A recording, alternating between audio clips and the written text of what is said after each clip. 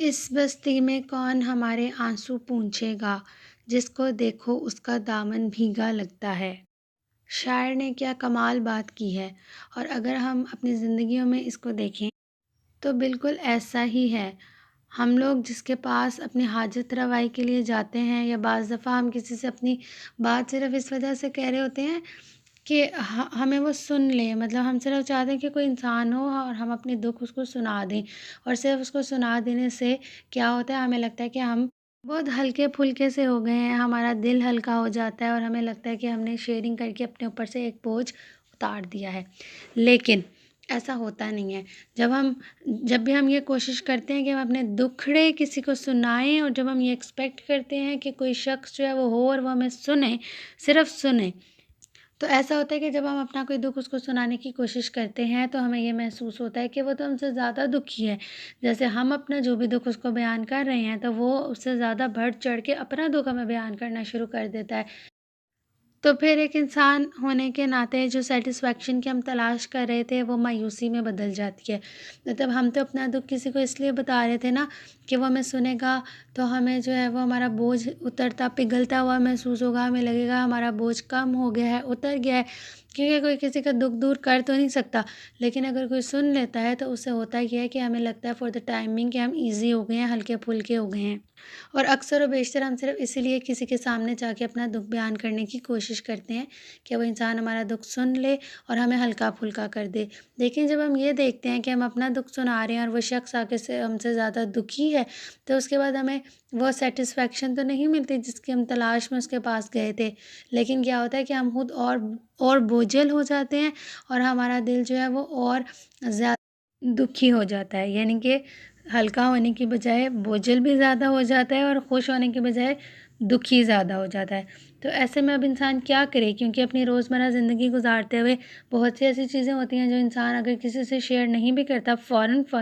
پیچھے پیچھے اپنے دماغ میں کرتا جاتا ہے، تو ایک وقت آتا ہے کہ اس کو لگتا ہے کہ یہ بوجھ بہت زیادہ ہو گیا ہے، اور میں اس بوجھ کے ساتھ میں کنٹینیو نہیں کر سکتا، اپنی زندگی کے روٹین کے کام اس کو کرنا مشکل لگتے ہیں، اپنے موڈ کو ٹھیک رکھنا اس کو مشکل لگنے لگتا ہے۔ تو ایسے میں پھر اس کو تلاش ہوتی ہے کسی شخص کی جس کو وہ شیئرنگ کرے۔ عموماً لوگ دوست وغیرہ بناتے ہیں، اس طرح کی محفلیں لگاتے ہیں، دوست ایک دوسرے کے ساتھ شیئرنگ کرتے ہیں اس طرح کی، لیکن اس سے کچھ اتنے خاطر خواہ پازیٹیو ایفیکٹس نہیں ہوتے، بلکہ نگیٹیو ایفیکٹس ہی ہوتے ہیں۔ تو اب ایسے میں کیونکہ یہ ضرورت ہے، یہ حاجت ہے، اور ایسا ہوگا بھی، اور بعض دفعہ آپ ایک شخص سے اپنا دکھ بیان کرنے کی کوشش کرتے ہیں، وہ آگے سے اپنا دکھ بیان کرتا ہے، آپ کسی اور سے کوشش کرتے ہیں، وہ اپنا کوئی اور دکھ بیان کرتے ہیں، تو اس طرح کرتے کرتے آپ بہت زیادہ مایوس ہو جاتے ہیں کہ پتہ نہیں میں کس کے پاس جاؤں، میں کس کو اپنا دکھ سناؤں، میں ان سے کوئی حاجت روائی تو نہیں چاہ رہا، میں تو نہیں یہ چاہ رہا کہ یہ میرا دکھ دور کر دیں، میں تو صرف چاہتا ہوں کہ یہ سن لیں، اور لوگ اس طرح کے ہیں کہ وہ سن بھی نہیں رہے۔ تو اس طرح کی نگیٹو تھاٹس انسان کے دماغ میں آتی ہیں، اور وہ شیطان کو موقع ملتا ہے، وہ وسوسے ڈالتا ہے، اور بجائے اس کے کہ انسان جو ہے وہ ہلکا ہو، وہ اور زیادہ بوجھل ہو جاتا ہے۔ اب ایسے میں انسان کیا کرے؟ تو ایک بہت ہی بہترین سی ٹپ ہے، چھوٹی سی ہے، جو انسان کو فائدہ بھی دے گی، اور اس کے جو مثبت اثرات ہیں وہ ہوں گے، اور بجائے اس کے کہ وہ دکھی ہو اور اپنے دکھ دوسروں کو سنائے، وہ اپنے لیول پہ خود دوسروں کے دکھ سننے والا بن جائے گا۔ بہت ہی آسان سی ٹپ ہے، تو آئیے ہم اس کو دیکھتے ہیں۔ تو ٹپ یہ ہے جو اللہ سبحانہ و تعالیٰ نے ہمیں خود اپنی قرآن پاک میں بتا دی، وہ اگر ہم سیکھ لیتے ہیں تو ہمارا یہ مسئلہ حل ہو جائے گا۔ اور وہ ٹپ کیا ہے؟ حضرت یعقوب علیہ السلام کا یہ کہنا، انما اشکو بثی و حزنی الی اللہ۔ کیا مطلب ہوا؟ کہ میں اپنے غم اور اپنی پریشانی کی فریاد صرف اللہ تعالیٰ سے کرتا ہوں۔ تو یہ ایک بہترین بات ہے کہ چونکہ انسان دوسرے انسانوں کی حاجت روائی نہیں کر سکتے، تو وہ یہاں پہ بھی مجبور اور بے بس ہیں کہ وہ ان کی صرف سننے والی حاجت روائی کرنے سے بھی معذور ہیں۔ تو اللہ تعالیٰ کو ہی سنایا جائے، اللہ تعالیٰ کو ہی فریادیں کی جائیں، جو دکھ آئے، جو پریشانی آئے، جو تکلیف آئے، وہ ساری کی ساری کسی انسان کو سنانے کی بجائے اللہ تعالیٰ ہی کو سنایا جائے۔ جب دل اتنا بوجھل ہو اور اتنا بھر جائے کہ لگے کہ بس اب کوئی ہو جو سنے، تو وہ کون ہو جس کو سنایا جائے؟ اللہ سبحانہ و تعالیٰ۔